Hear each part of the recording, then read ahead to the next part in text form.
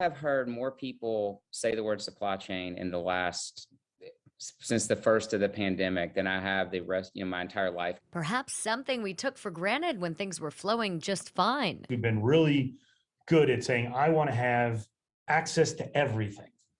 Well, if you walk in a supermarket these days, I'm not sure where you're located, but there are some areas when you walk through, those aisles are empty. And that's a supply chain issue. Otherwise known as the cycle of producing and delivering a product or service from start to finish. We start with the sourcing and removal of raw materials. Then, by boat, plane, train, you get the point. They're taken to a supplier. Then, a manufacturer turns the raw materials into a finished product. That product moves to a distributor that sends it to a retailer who then sells it to the consumer. I think the easiest way to kind of explain that is, when you were a kid and you played dominoes and you stacked them all up, and if you take one domino out or something happens to one domino, right, the whole chain doesn't work. Lance Saunders, an assistant professor of supply chain management at the University of Tennessee, says it seems something has happened to nearly every domino.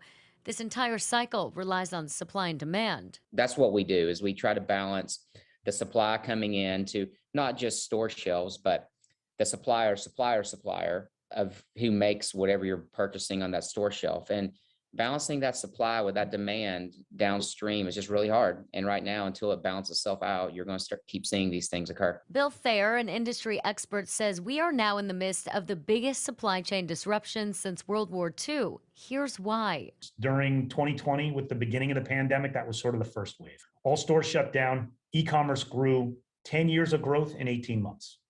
So in the second wave, which was really the beginning of 2021, is all that pent up demand for customers that wanted to buy online, right? Online did not drop off, but stores opened up again, right? So all that demand that was backed up started moving towards the retailers.